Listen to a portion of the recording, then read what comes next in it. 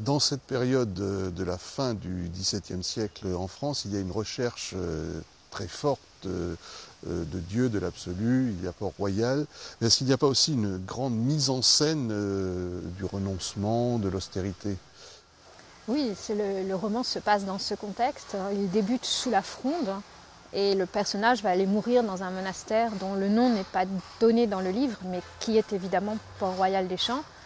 Et le personnage est hanté par ce désir d'absolu, de renoncement au monde dont il a éprouvé la vanité à travers les errements qui ont été les siens pendant la Fronde, les massacres qui ont pu avoir lieu et auxquels il a participé en tant que soldat.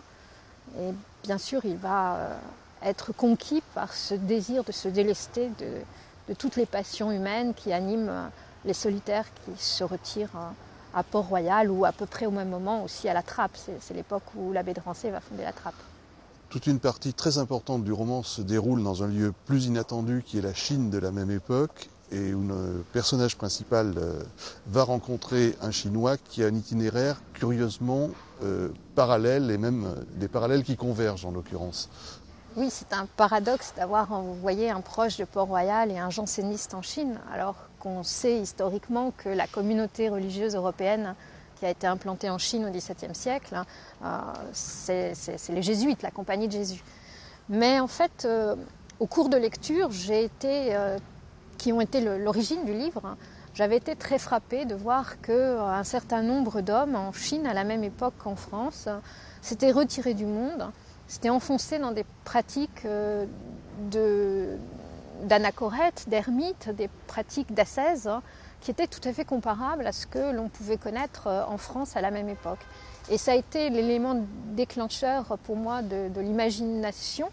Et j'ai commencé à m'interroger sur les raisons pour lesquelles des hommes dont la culture, les préoccupations religieuses, théologiques, politiques semblaient si différentes, avaient pu être touchés de la même manière par le désir de tout quitter et de vivre seul en se consacrant à l'absolu, qu'on lui donne le nom de Dieu ou le nom du vide en Chine.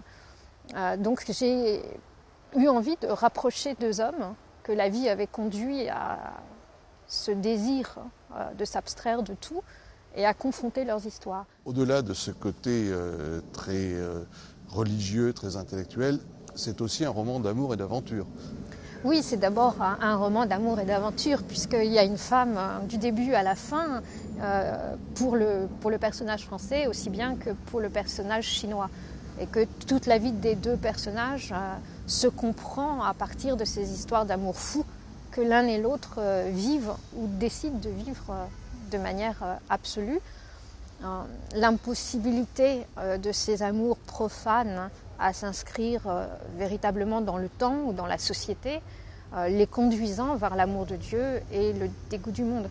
Mais pour moi, c'est un roman d'amour. Peut-être même ai-je imaginé en premier les deux personnages féminins.